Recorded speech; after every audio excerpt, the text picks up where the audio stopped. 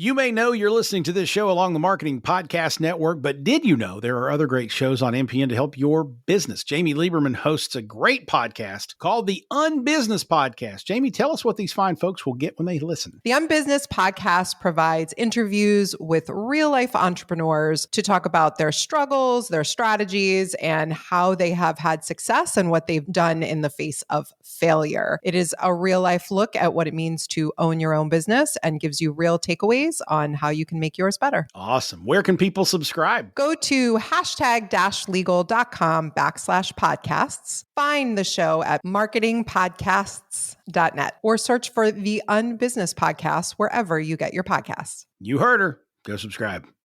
Entrepreneur's Enigma is a podcast for the ups and downs of entrepreneurship. So the wins and the fails that we all face being entrepreneurs, how we learn from adversity. Every week I talk to a different entrepreneur with a story to tell. I'm Seth Goldstein. Come with me on the journey. This is Entrepreneur's Enigma. Let's get started.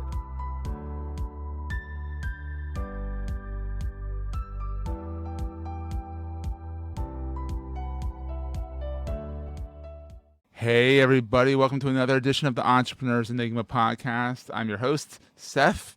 With me is my buddy Jim Schulman of Elsinore Associates. Thank you, Seth. It's a pleasure to be here. It is Elsinore Associates, correct? Elsinore Business Associates. Yeah, but, I knew there was another word in there. I was like, I know I missed a word. And Jim is also the proud host of a show. It's like a web TV bar conversation show too, right?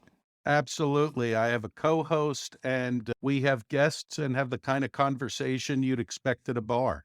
Oh boy, that could be dangerous. Very. So Jim and I have known each other for a few years now. We are all in the same startup communities and whatnot. So Jim, you went to Johns Hopkins and you escaped rather unscathed. But how did you find your way into entrepreneurship? Well, when I graduated, I like to say that I had a double major in cannabis and coitus. There you go. With a minor in history, which meant that it was good for maybe applying to law school. Had about zero interest in that. So started selling things, sold polyester pants, sold China to college women, and stumbled into one position where I sold auto restoration tools via direct mail. Oh, wow. Remember that. Direct mail, I actually couldn't kind of think of it. Direct mail is coming back now. That it has. There are things that people will do where they want a piece of paper, meaning there's more to life than taking your smartphone into the smallest room in your house. Yeah. So what does Elsinore and Business Associates do for people now? Since 2000, I have exclusively coached entrepreneurs. But there's a subset, and then with experience, Seth, you find out where you're really happy, where things are productive. And in my case, it was entrepreneurs who were established already in the black. They had employees, or at least one full-time employee, and they had previously invested in themselves in some form, meaning they went to Dale Carnegie or Goldman Sachs 10,000 Small Businesses, or took Strategic Coach, which is a great program. Okay. And they worked with me because they had at least one major issue they needed to resolve, and they already knew the answer. They That's just good. wanted to get it done. The people I work with are smart people who figured out how to make their way in the world and not have to be financially dependent upon others. Have you always been an entrepreneur, or did you ever do any in the 5 with a company, or is it always just I been did you? a 9 to 5 for years. Yeah. Though what was interesting is that it was a startup and essentially I had free reign So as long as I entrepreneur. made the company money. So as I like to think of it, is came up with some interesting ideas. Some worked better than others. Wound up having to have a staff of, I think at its height, about 15 or 20 people. Oh, wow. Hated, with a capital H, managing. Yeah. Thought I was the worst manager who ever walked the face of the earth, mainly because I didn't care. I just tell people this is what we need and go have a good time. Bother me if there's a problem. More of And a hands-off manager, yeah. Yeah, and I found out later that it worked, and the Yeah? people who had worked with me liked it. Evidently, that's a rarity among bosses of somebody who doesn't really want to get involved in the details, but just tell me what you've succeeded accomplishing. Nowadays, people are with the great resignation, and mostly companies are saying, oh, work-life balance is important. Understanding that you can't do your business without your employees, and you better treat them right. Well, I came to it with a different perspective. And of course, years ago, you didn't hear the term work-life balance. Mm-hmm. I was inspired by the conductor Leopold Stokowski, Oh, who created what the Philadelphia Orchestra became as one of the great orchestras in the world. yep. And he came up with an idea called free bowing, which was prior to that point in the violin section. All of the players had to follow the strokes of the leader or the concertmaster, as the Oh, person's called, that'd in be exactly difficult. the Yeah. same way. So it looked beautiful, like Mm-hmm. everybody up at the same time and down at the same time. And what Stokowski said was, I don't care how you bow as long as you get the sound. So if some of you were bowing at the top and some have come down lower, I don't care what it looks like. And Mm. that was the key for the beginning of what's been known as the Philadelphia sound. Oh, And we have I our own looked at it sound. I love it. I looked at it the same way with working with people, meaning how you care to do it or what it looks like isn't so important as what you've produced. Yes. And unfortunately, with a lot of organizations, they're far more concerned about, is somebody fitting into this niche role? Are they doing it exactly the way the boss likes it? Are they Mm-hmm. being, God help us, measured online by how many keystrokes they make? Oh, God, it's awful. Yeah.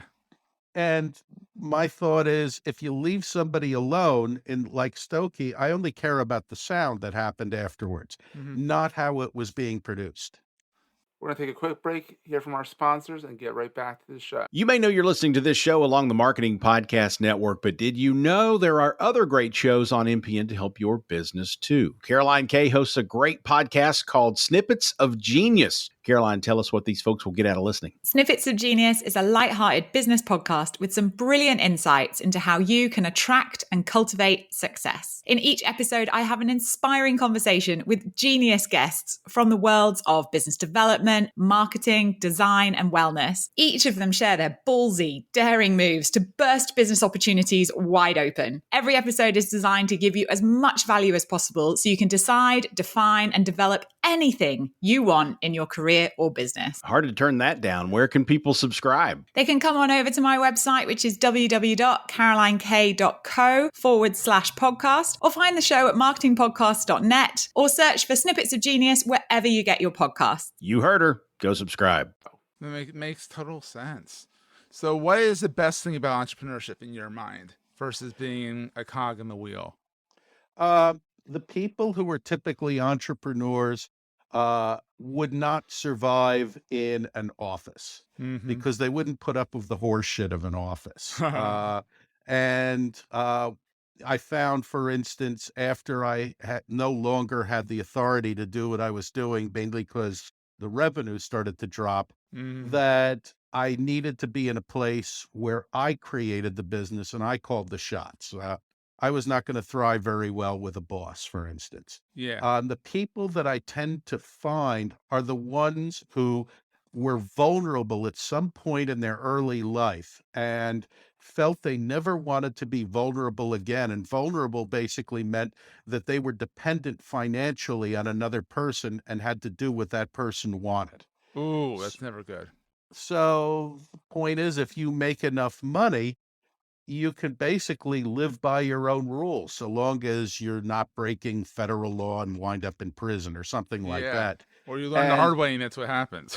yeah, well, or you're in politics in Philadelphia, Yeah, which go is figure, yeah. sometimes considered inevitable. But in this case, it's if I make enough money, I can determine what I'm going to do and how I'm going to do it. And that reaction to the instability that they had gone through as a youngster or having their world overturned is a huge motivator among entrepreneurs. Oh, absolutely. And what's the scariest thing, in your opinion? The scariest thing? Yeah. Being alone, loneliness. It is, the cliche, it's lonely at the top is true. And many entrepreneurs are faced all day with people who depend upon them financially in some Yeah. way, shape, or form. And ultimately, I feel alone at the top of this organization. And Mhm. people are constantly asking me, what do I do? How do I do this? What do you want this to be like? And so forth. And feeling that way, especially when the decisions come to you as the entrepreneur, is a very lonely feeling. It is. It is. And so, what's the most important thing you carry with you all the time? A sense of humor, You definitely have a very good sense of humor. I can attest to that. because if you can't laugh at the garbage that life throws you, it's basically just going to run you over. It's so true. I like you just gotta laugh. Sometimes it's so terrible what happens that you just have to laugh and say, "Wow, that was absurd." Well, I heard a presentation this weekend by a fellow who runs a large convention, and he said that the first convention he ran, they had the plenary session and they had several people on the dais talking, and he was one of them. And this man came up and asked for the microphone, and he said, I was young and dumb. So I handed them the microphone, and it turned out, as he put it, either he was on drugs or needed to be on drugs Oh no! and was completely irrational and ranting and so forth. And he claimed that, uh, the Martians were out to get them or something. Also And schizophrenic, most likely. Yeah. yeah, and he threw about $1,000 in $20 bills at the audience. Mm. And then he stormed out through the center aisle, and there was one person in the audience and raised his hand and said, "He just gave me another wad of 20s that roughly adds up to $500 and told me about communicating with the outer space," or something like that. Honestly, if he wants to talk to me and give me $500, I'll listen. Well, what was interesting with this group is that everybody collected the money and they gave it to the organization, which went to a charitable purpose. Oh, that's awesome. And it was that sort of, I'll just say it's that sort of vibe within the group. But when you talk about somebody having to deal with something as an entrepreneur, what do you do if a random crazy, enters the room? I know. And especially in the podcast realm, when you have someone on your podcast and nothing goes right, the system breaks and all that, you have to laugh. You can't like take it too seriously and say, "Oh my God, the world's coming to an end." You know what you do? You apologize. You say, "Let's re-record at your next available time. I'm so sorry for the breakage here," and you roll with the punches. I mean, if you don't do that, you're going to drive yourself nuts. Or sometimes you really have to think fast. For instance, Seth, I Mhm. was on a podcast about 2 weeks ago, and the podcaster had it go out live through LinkedIn. Oh And boy. with the idea that the recording would be repackaged in other ways later on. Well, Yeah, I used to about do 10 that. Yeah. minutes into the podcast, the podcaster had a bad personal connection and he started freezing and we were talking and all of a sudden I noticed he wasn't talking and I was the only one on the Zoom screen. That's happened to me. That's actually happened to me. I used to do Digital Marketing Dive, the other podcast, live on what is that thing? The duck streamer thing. Whatever it has, StreamYard. And we used to do it live and repackage it later. And every once in a while, technology doesn't want to work. And I remember one time I disappeared and the guy just ran with it. And it was awesome.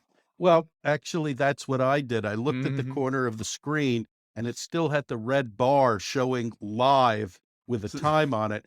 So I thought, okay, got a vamp. Yeah. And Did not pick your nose, right? yeah, and continued for 5 minutes. And then fortunately, the host was able to get back in via the host's smartphone and we were able to continue it. But And I, sometimes the best content comes from goofs. well, one of my favorite stories apropos of that is back in the 1950s, there was a spokesperson for Westinghouse Appliances named Betty Furness. Okay. And there was a legendary commercial, which, by the way, is on YouTube, that was done live because TV was all live in those days. Yeah.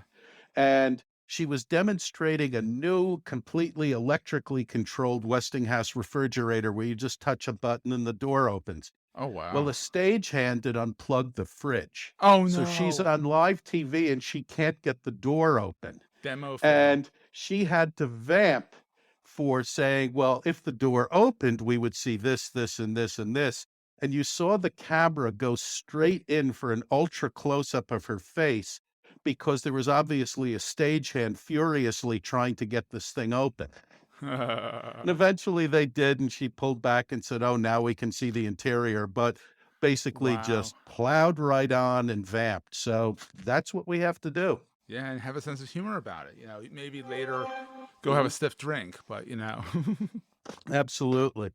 So, Jim, where can people find you if they want to, where's your watering hole online? Watering hole online, best place is to go to my website for old heads, which is elsinorba.com. That's ELSINOREBA.com. Or you can go to LinkedIn, and it's Jim Shulman, spelled SHULMAN. And a way to spot me is in the background of my picture, I have a 1957 Dodge, red and white, huge tail fins. Did you it's ever get my that working? car. Did you ever What? get it working? The answer is yes, we got it working. Sometimes I call it the cemetery because it's under perpetual care. Yeah. This year it spent more time in the air than a balloon, frankly, but Oh, wow. it's running right now. I'm going to say Kanahara. It's going to continue. There you go. And have some fun, go out for a ride when it's nice out and just, cruise. We love cruising, and one of the things that we did was I went online, and you can get car horns that make virtually any sound. Oh, that's fun. So we found a horn that does a cow moo. Oh, no. And sometimes we'll get to an intersection or there will be kids or whatever, and we moo the crowd. Oh, you move the crowd. Instead of move the crowd. That's awesome. What we also found too is that we've all been in traffic where somebody's in front of us or walking in front of the car, and if you hit their horn, they're going to be annoyed, or they Yes. might even get angry at you. Nobody gets angry if you moo at them. No, they get startled and they start laughing. Exactly, and you get the same effect. They get out of the way, and you continue. But you moo at them. That's awesome. Or dog bark even, like woof, woof, woof. Mm-hmm. That might actually frighten them and then make them pee their pants. Yeah, cows are just funny. Oh, cows are awesome. I love cows. On that note, Jim, thank you so much for being on the show. This has been so much fun, and we'll see everyone next week. And thank you for inviting me. I had a wonderful time. It's always fun with you, buddy. That was a great show.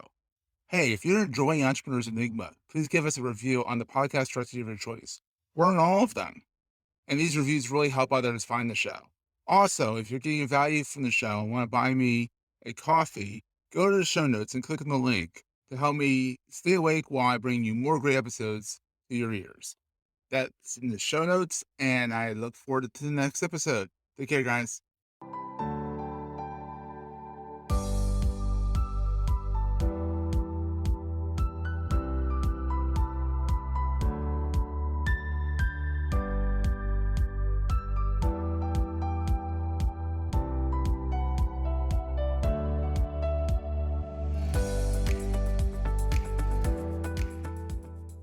Goldstein Media hopes you have enjoyed this episode. This podcast is one of the many great shows on the MPN Marketing Podcast Network.